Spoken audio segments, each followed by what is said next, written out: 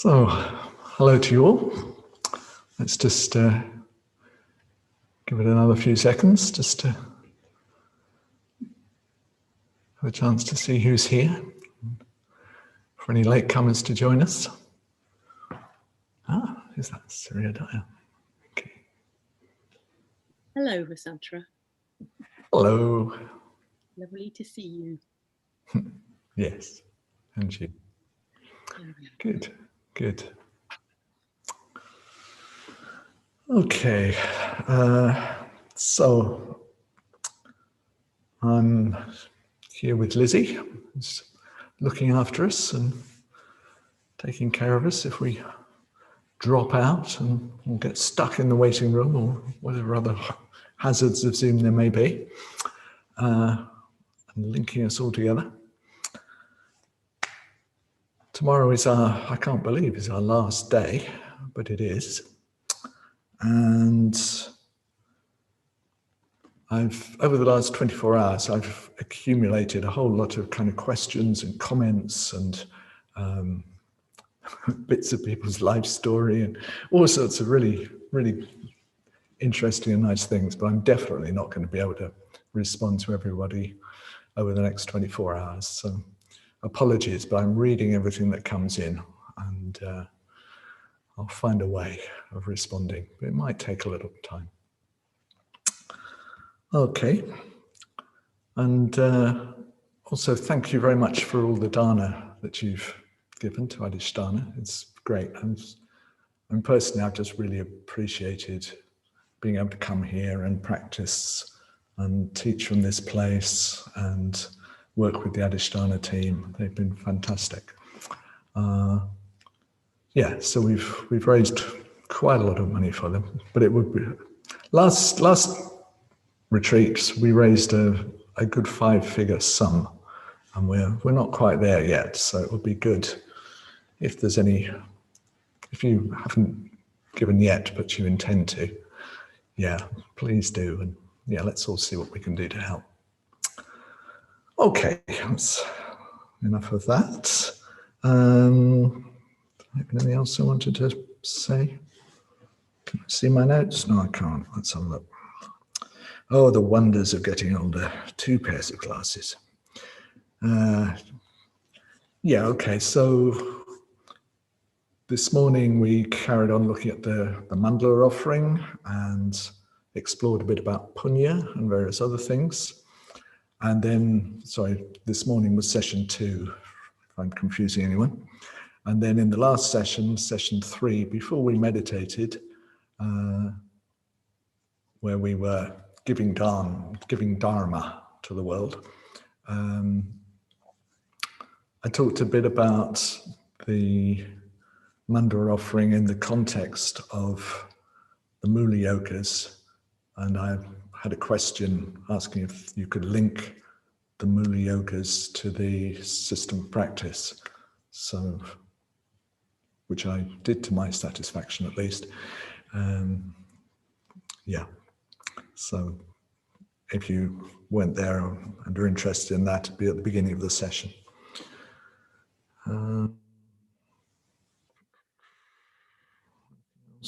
Oh yes, and I talked about the signs of success.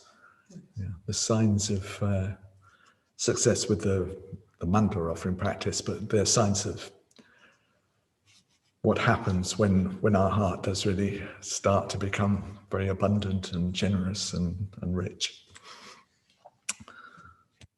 So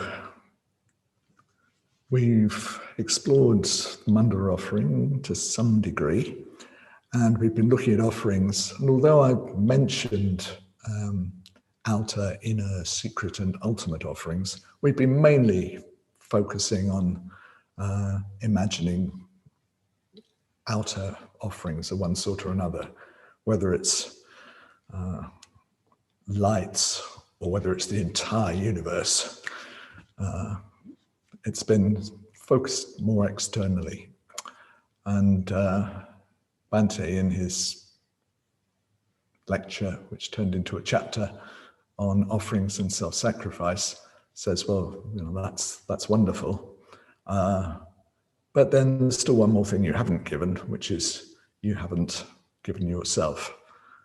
So over the rest of our time together, we'll explore a little bit more about that.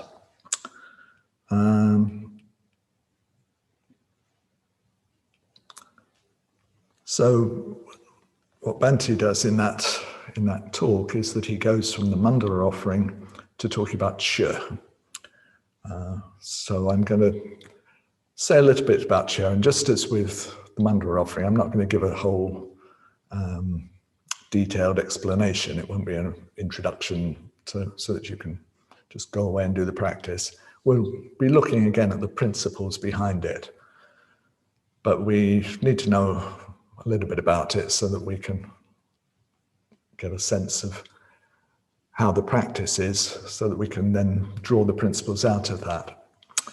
So I'm just going to talk about Chöd for a little bit, because some of us in the order practice it, not many. I don't know, maybe, I don't know what the latest number of us would be, maybe 1% of the order, something like that. So not a lot.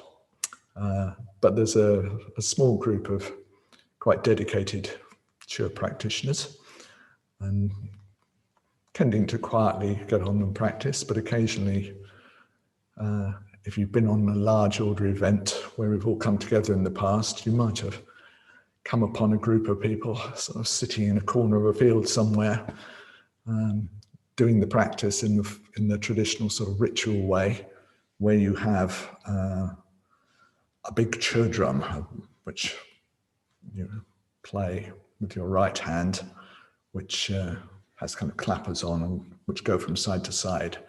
And one side symbolizes wisdom, and the other side symbolizes compassion. And at the same time, often there's a bell played, and also at certain points, there's a blowing of a thigh-bone trumpet. Because the Chöd practice really moves onto a very existential level. And it comes from partly an Indian teacher called Padampa Sangye, who came to Tibet and had a student called Machi Glabtron, a Tibetan woman in the 11th century. And from her, this whole practice has come down through the decades, through the centuries. So there are quite a lot of different variations, but the essential practice is always the same. And Chöd literally means cutting. So it relates to chedika, I think in Sanskrit somehow. So what's cut is the ego clinging, the self-grasping, the attachment that causes suffering.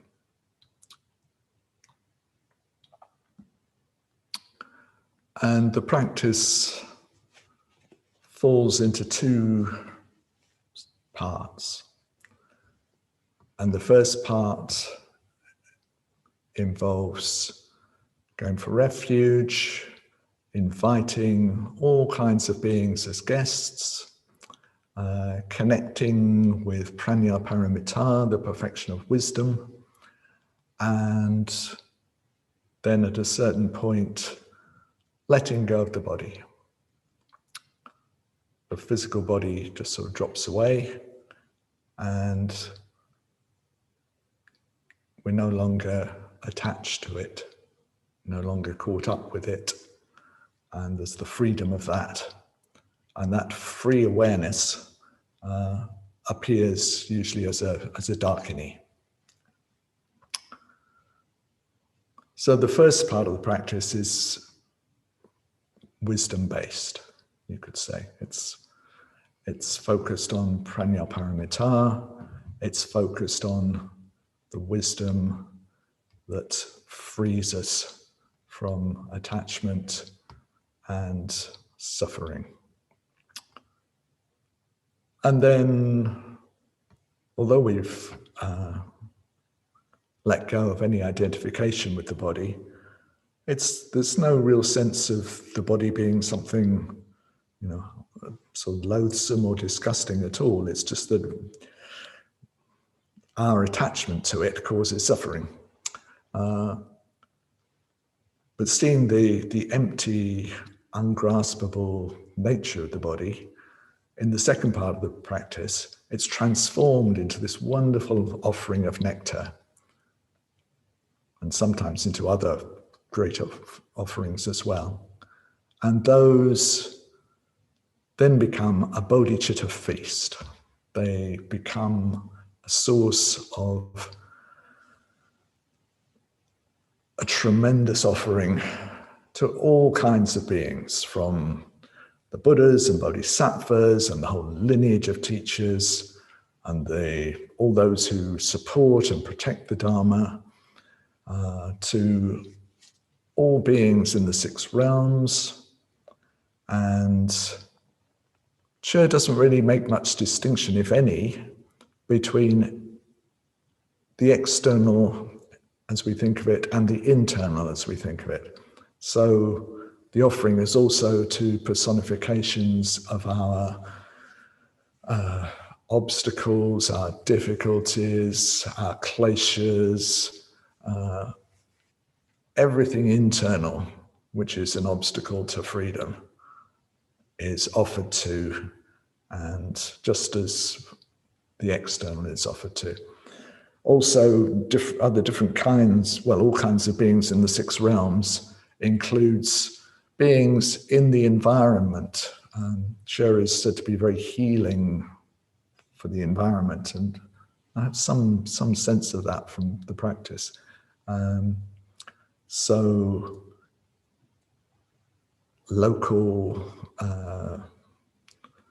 spirits, deities, nagas, all kinds of beings, they're all invited.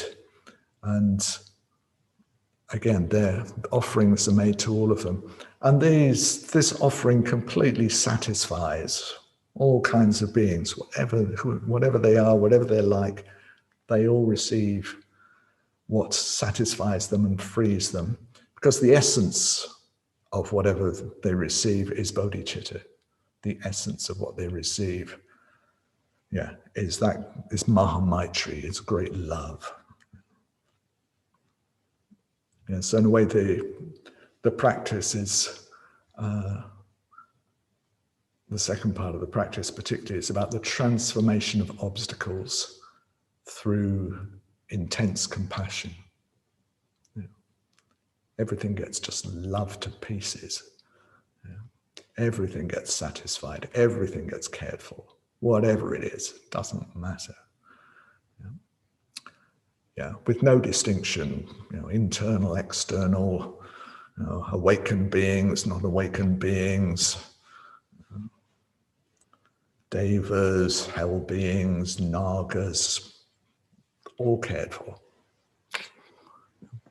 And the practice usually concludes with an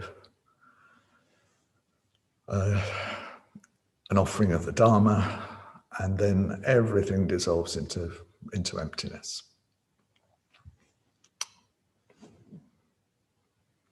So it's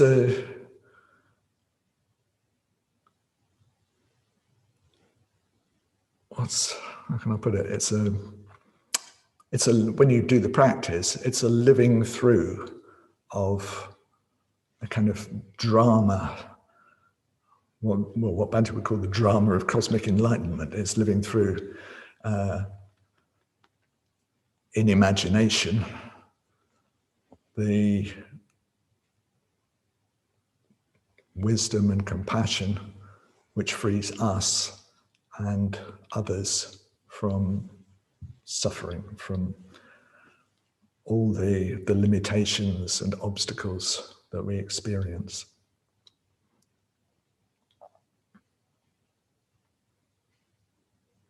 And sometimes it's done in groups.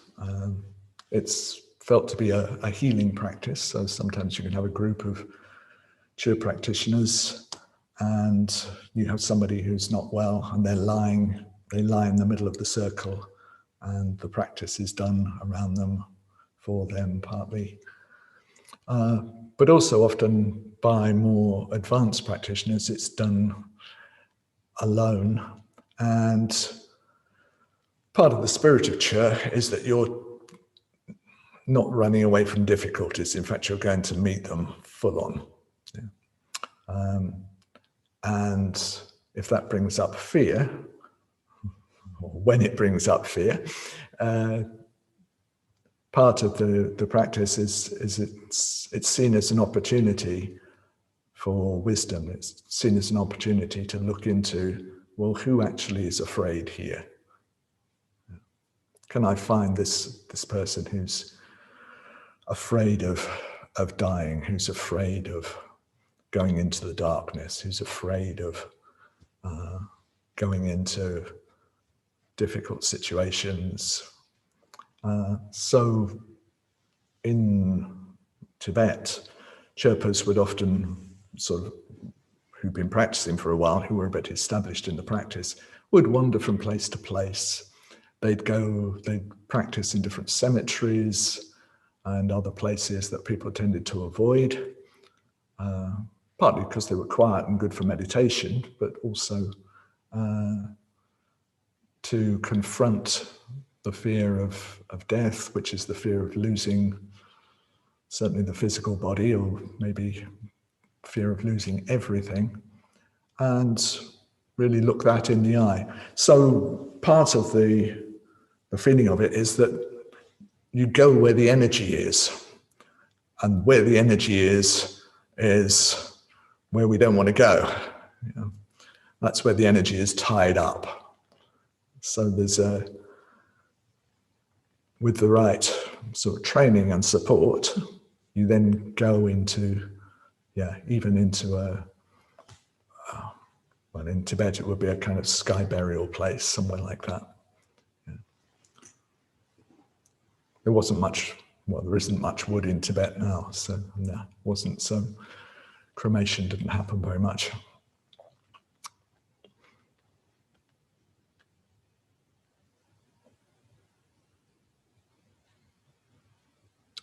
Okay, so some of you have done a lot of this practice, but some of you may not even have heard what Bhante says about it or heard the lectures. So is that clear in terms of what I've laid out? Yeah? Some nodding heads, cool. Yeah, any questions?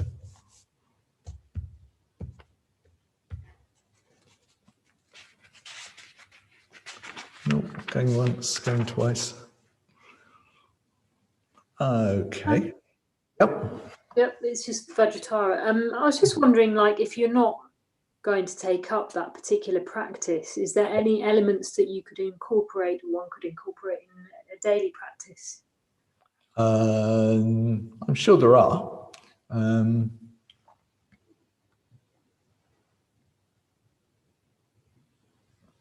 I suppose for me, I always think in terms of really taking the spirit of it into daily practice. Yes, that spirit of going to meet things and meeting every situation, all the obstacles, as much as possible with sort of great compassion. So, the part of the spirit, or the view of Chöd is that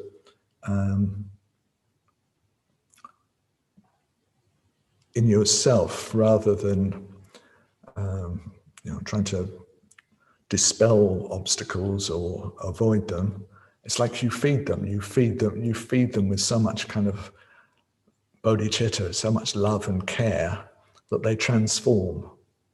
Yeah? And so in that way you free the energy from them, yeah? Rather than kind of holding them at arm's length in a certain kind of way, which means that the energy doesn't get sort of released from them. You know, in fact, a certain amount of energy goes into holding them at arm's length. So for me, that sort of spirit, I think I would like to bring into all my Dharma practice. And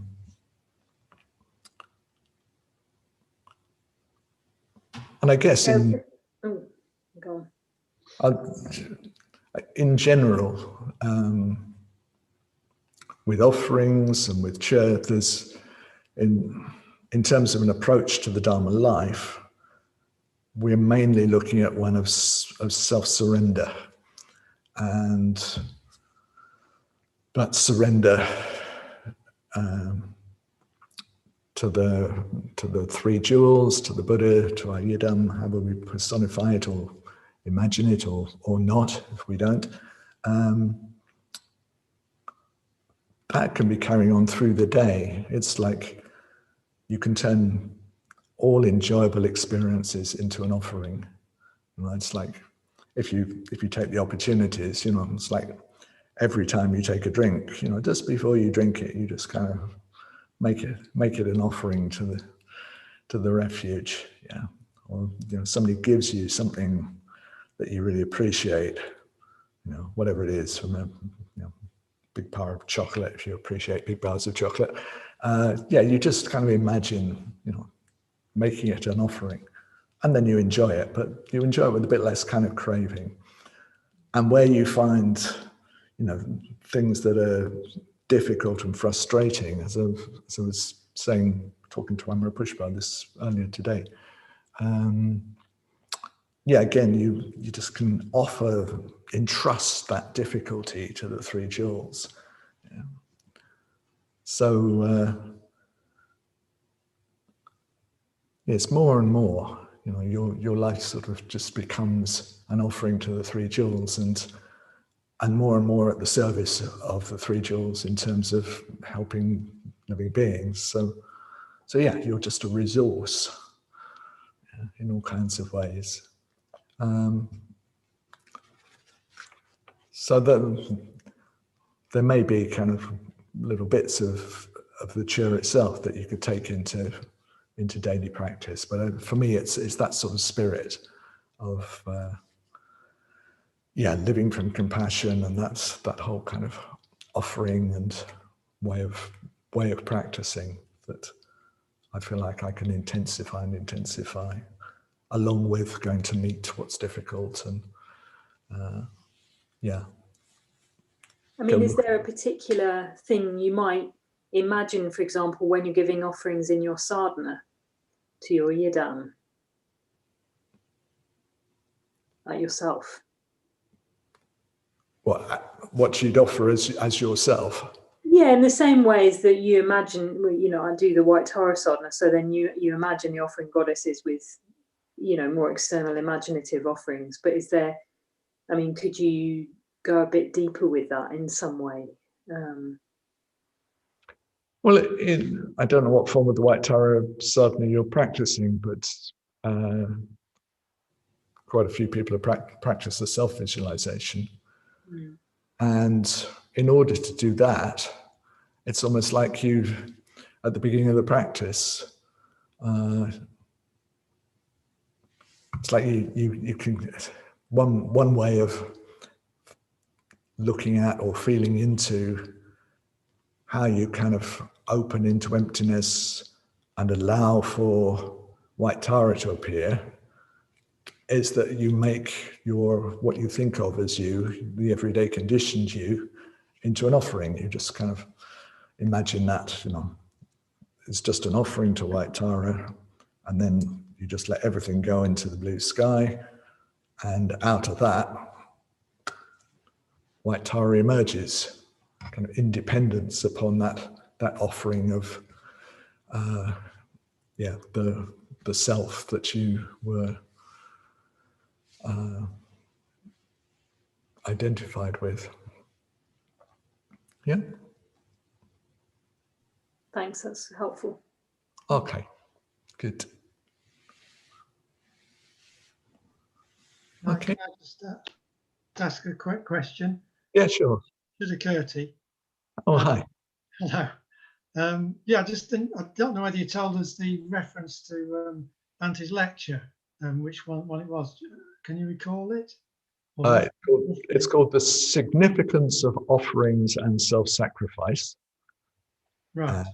And it was given as a lecture in 1972 in a lecture series called Creative Symbols of the Tantric Path to Enlightenment. Oh, And it was subsequently turned into a book called something similar, Creative Symbols of the Tantra or something, by Vijay Devi and some of the editorial team. So they took that lecture and added in some seminar material where Bhante expanded some of what he'd said in the lectures. And yeah, there were some corrections along the way as well. yeah. And I think it's the sixth lecture in that series, or the sixth, I'm not sure, it's probably around about chapter 6 in the book. Yeah. Great. Thank you very much. You're welcome.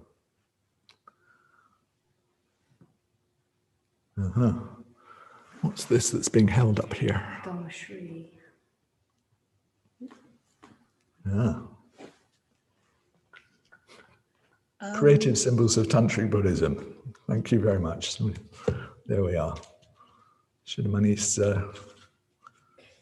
Dharmashree's just unmuted. Dharmashri? Hello. I can't remember the exact words you used, but you talked about one of the aspects of Chöd being confronting or facing obstacles. And it just reminded me very much of the mind training thing about taking adversity onto the path. Mm-hmm. Is it a sort of direct correlation, or is there a bit more to it than that?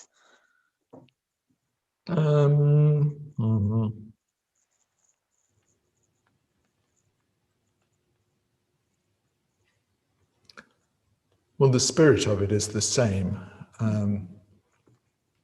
Chöd tends to be a bit more radical, I suppose, just in the sense that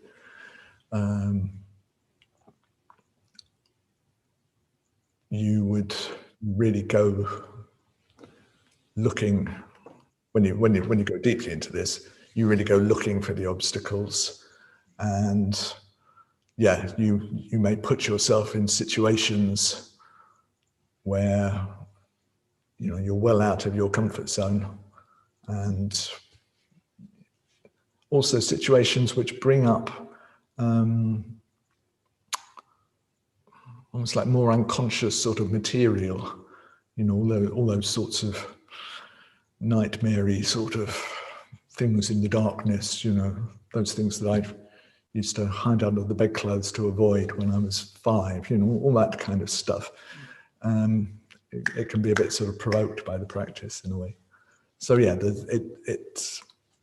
symbols address deeper levels of mind, and that sort of imaginative practice, often sort of stirs deeper levels. It can sort of reach the parts that some of the practices don't reach. But the overall view, is the same as the Lojong. It's as the mind training.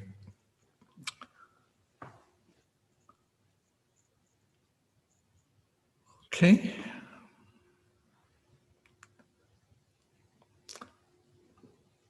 All right then, let's meditate. We'll do something in this area.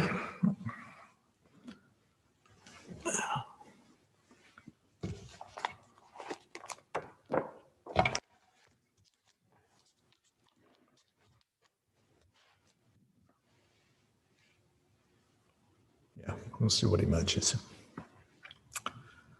Trust emergence, as the saying goes.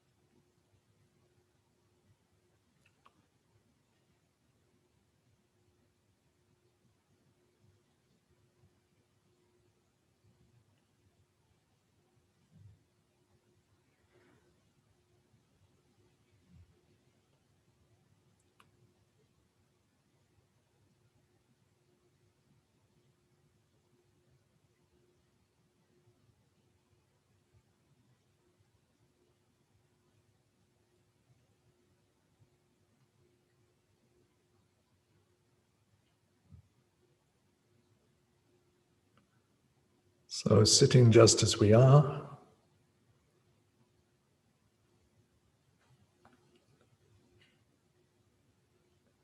The 5 skandhas are all present and correct, working away.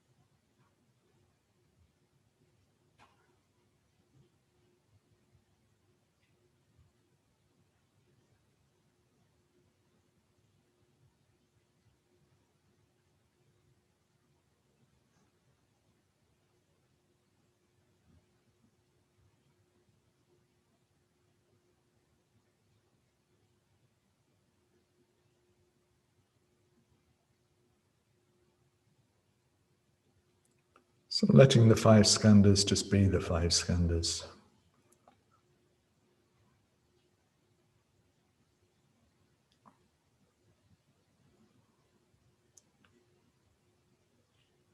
No need for them to produce a sense of self that has to do something.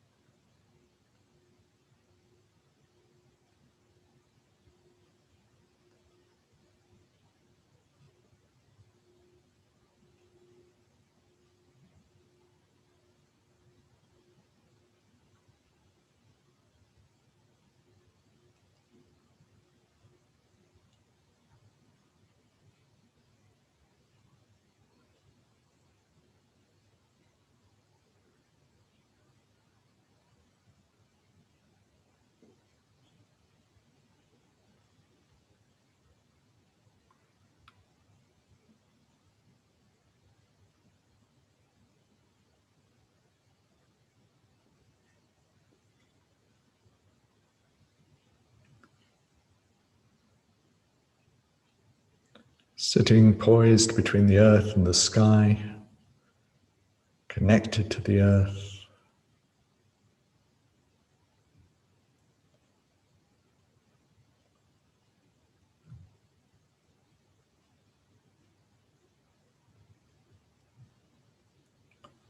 Being sensitive to how our energy is.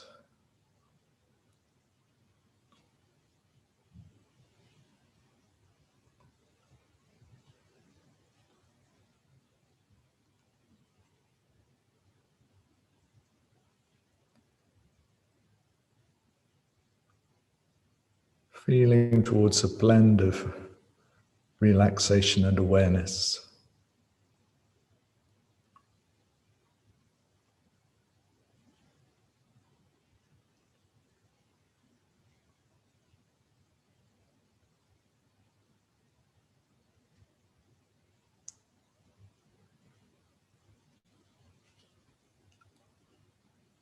Whether it would help to emphasize relaxation and groundedness, or awareness, alertness, clarity.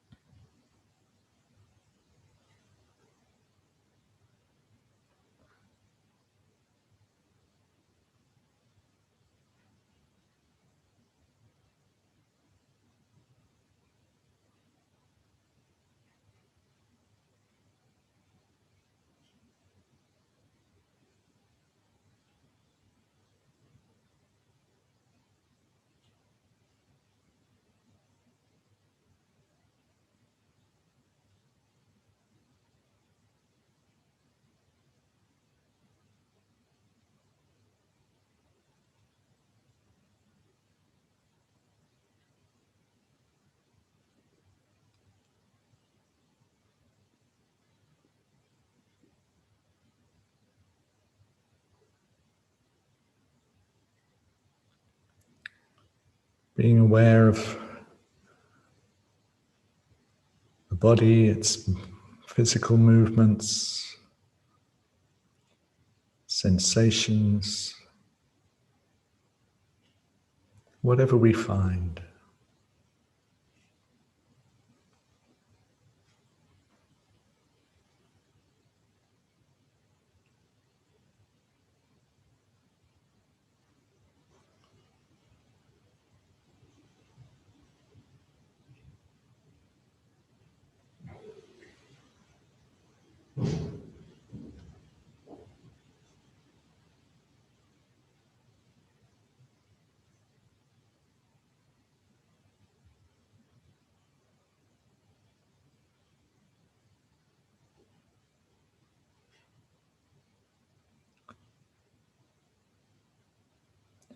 All experienced as much as possible with kindness, with care,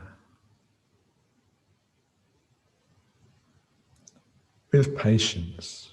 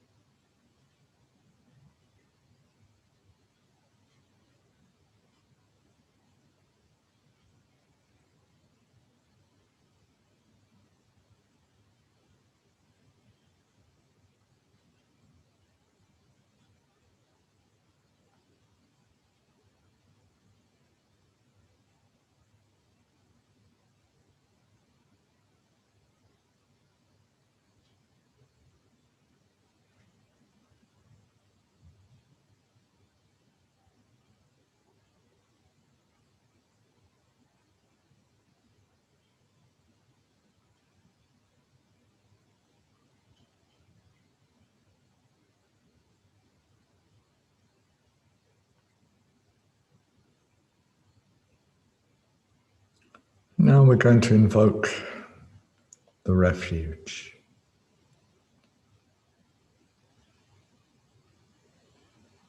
So widening out our awareness,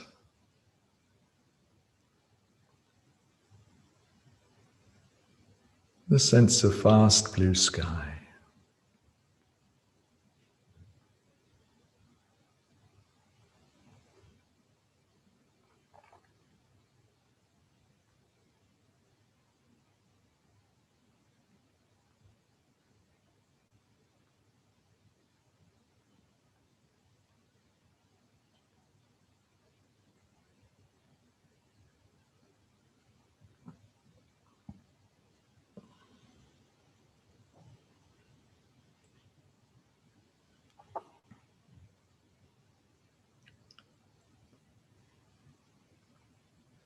And this vast blue sky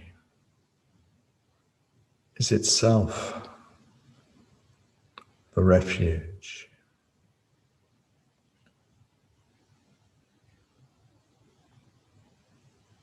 this limitless, open dimension is the heart-mind of the Buddha, the heart-mind of the Yidam.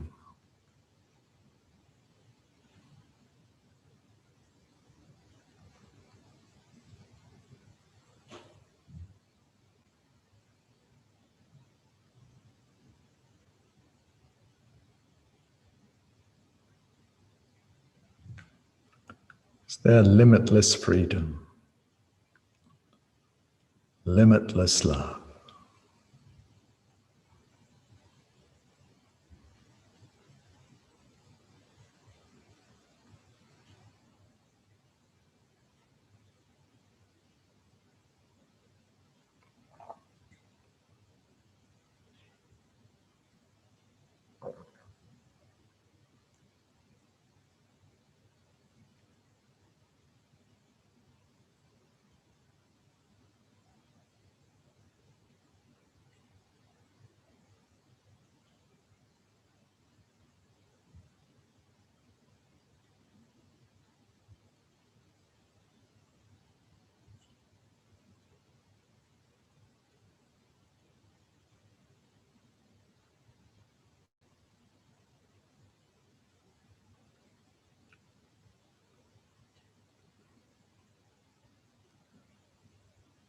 But often we need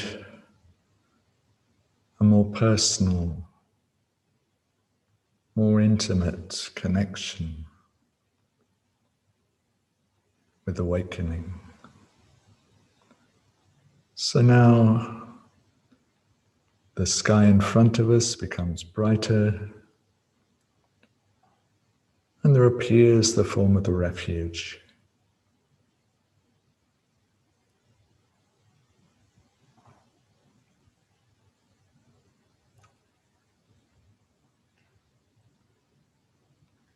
So that we feel ourselves, sense ourselves in the presence of great love, great compassion, great wisdom.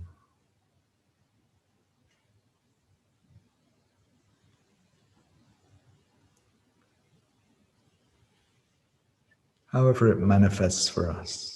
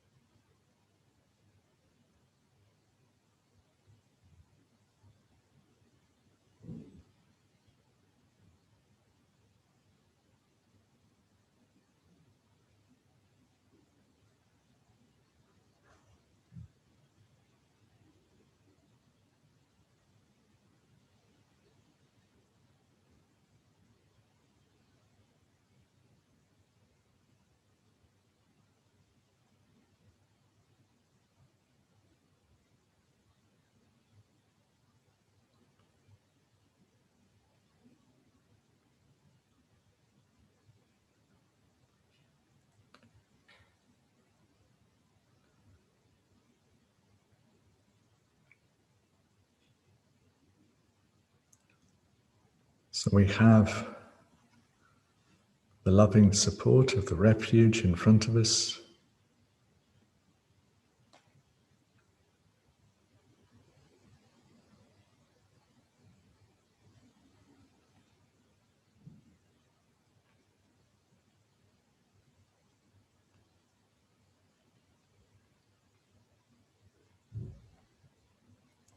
And sometimes that can make us more aware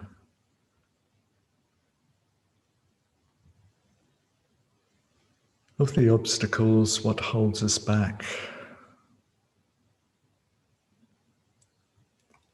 from completely meeting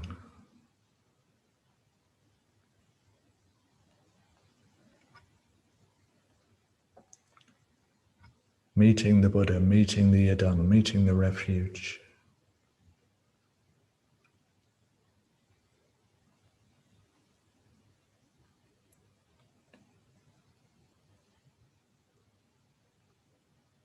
from becoming free like the vast blue sky.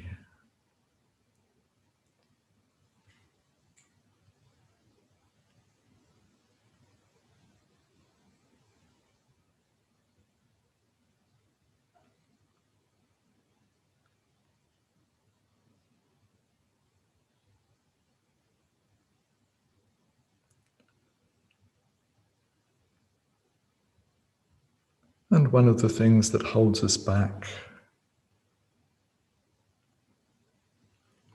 is our attachment to the body, our preoccupation with it, our likes and dislikes about it.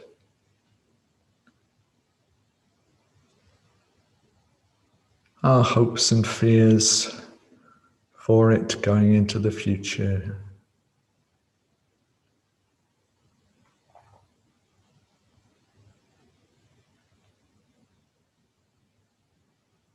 All this energy caught up.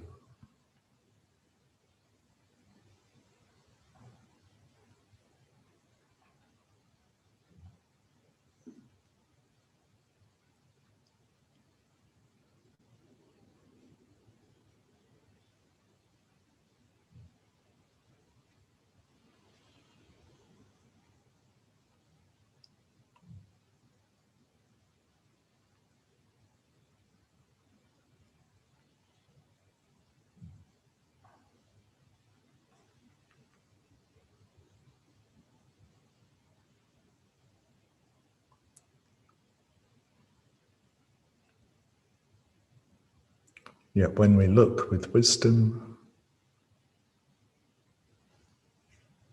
we can't find how this is my body, I or me or mine.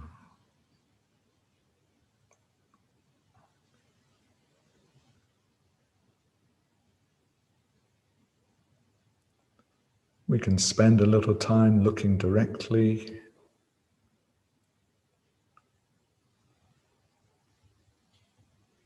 We could go through the elements, these bones, these teeth, these muscles, and so on. They don't know they belong to me. They've all been taken in as food.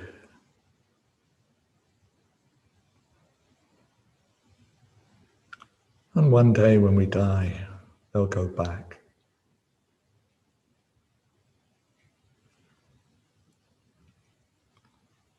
So seeing that,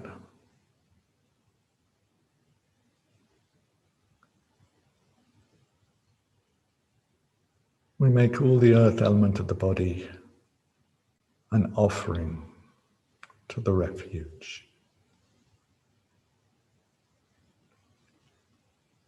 We entrust it all to the refuge.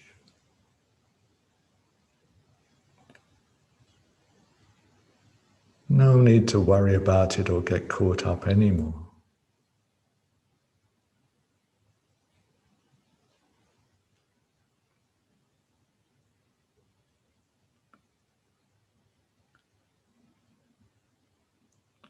We've given it away,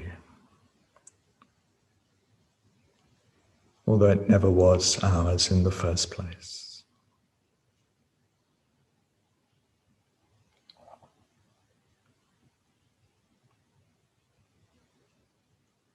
And the same with the blood, the urine, the tears, the saliva.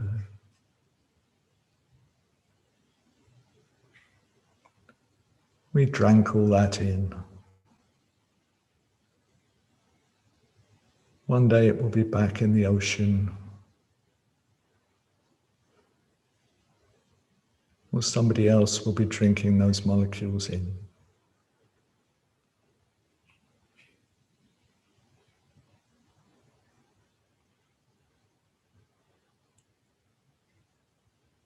So again, although it's still present, We offer it to the refuge.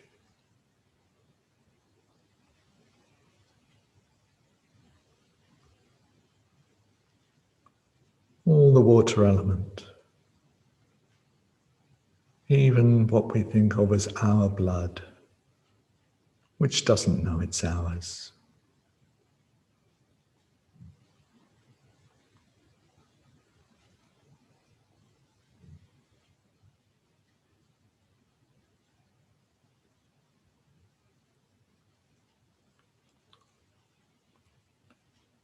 And this temperature, this warmth, which we think of as mine,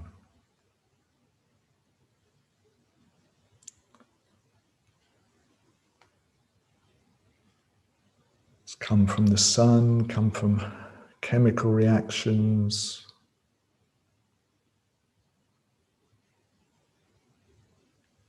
It's radiating off us all the time.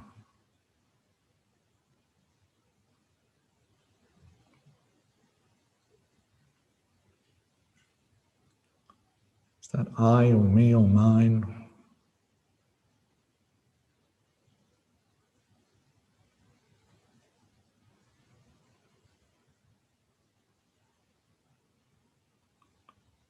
So we offer it to the refuge, all the fire element of the body. May our offering warm their heart.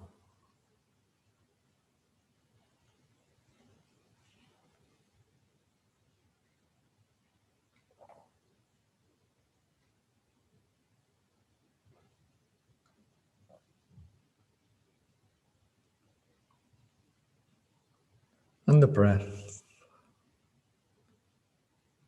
coming and going.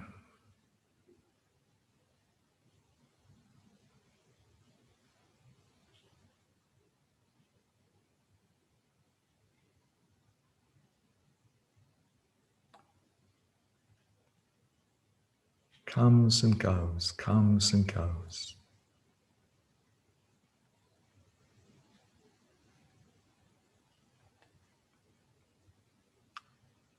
How is that I or me or my breath?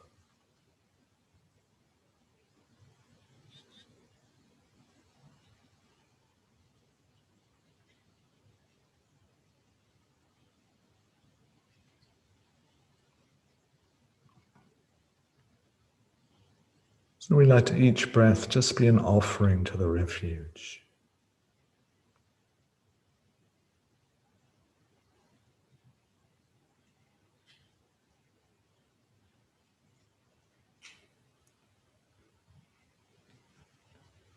Stop claiming it as ours, claiming it as me.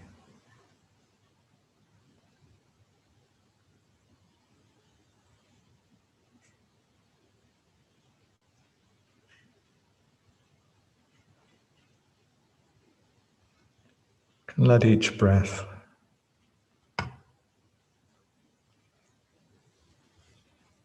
come from devotion, be an offering.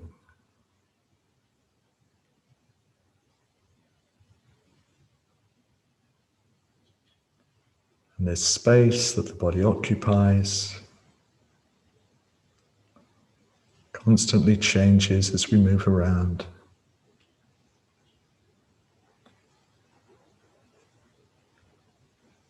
Still, we manage to think of it as my space, my territory.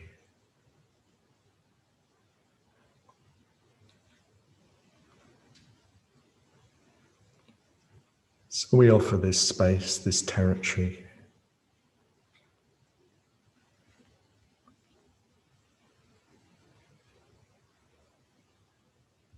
Offer it to the refuge, offer it to the vast blue sky.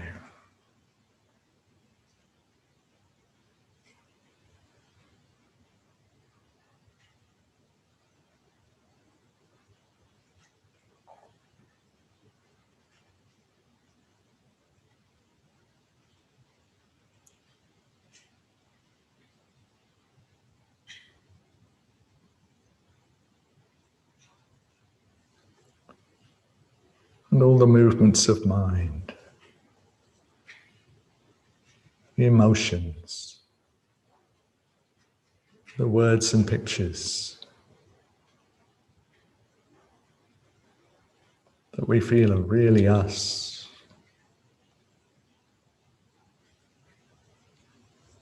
Come and go. A thought comes unannounced.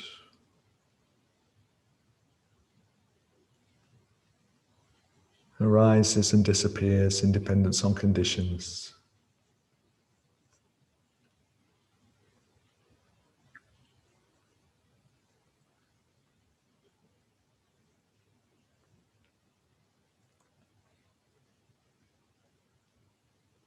So we let them all be an offering to the refuge.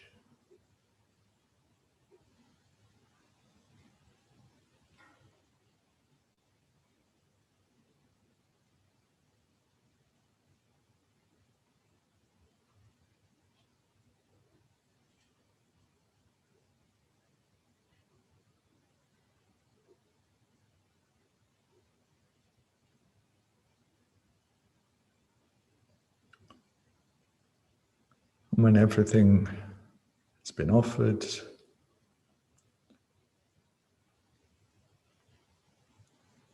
awareness isn't attached to the body.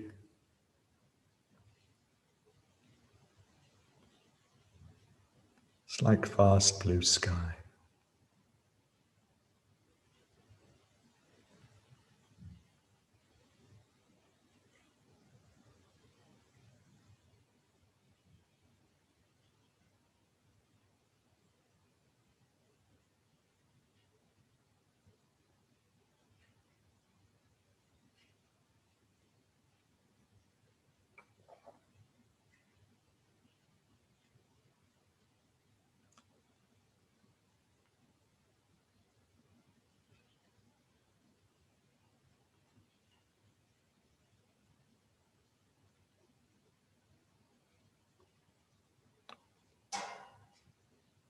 Now the form of the refuge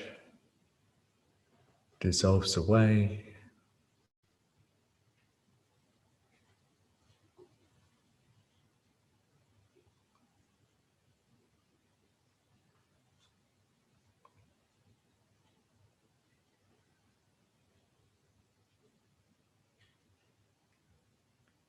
Dissolves into the blue sky.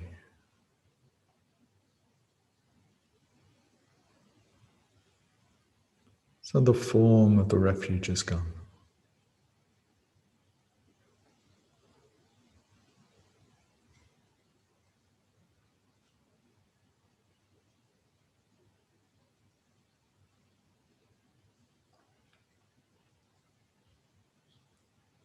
Now everything relaxes.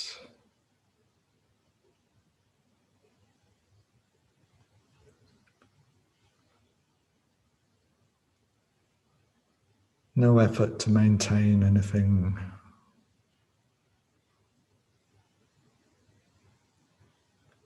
Just sitting. Everything just as it is.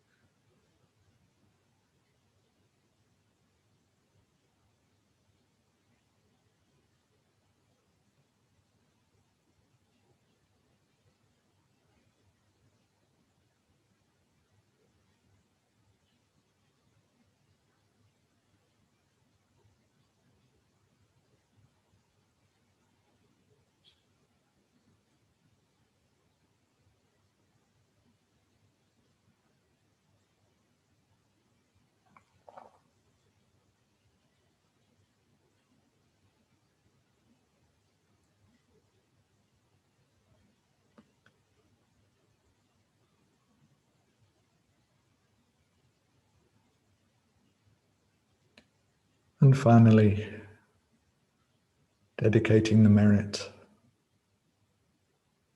that all living beings be free from attachment, free from hopes and fears.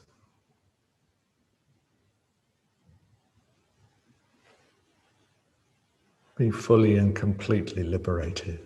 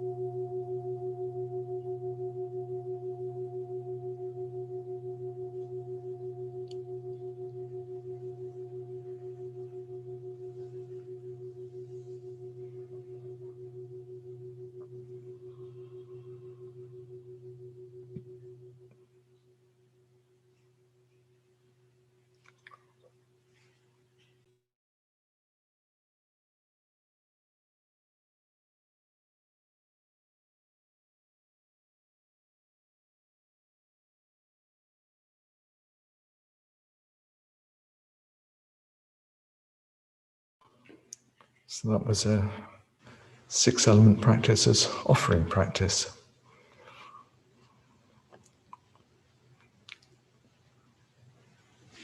Lots of things appearing on this retreat I'd never done before. So I hope things work for you. All right, very good to see you all, and see you tomorrow for day 6, sadly.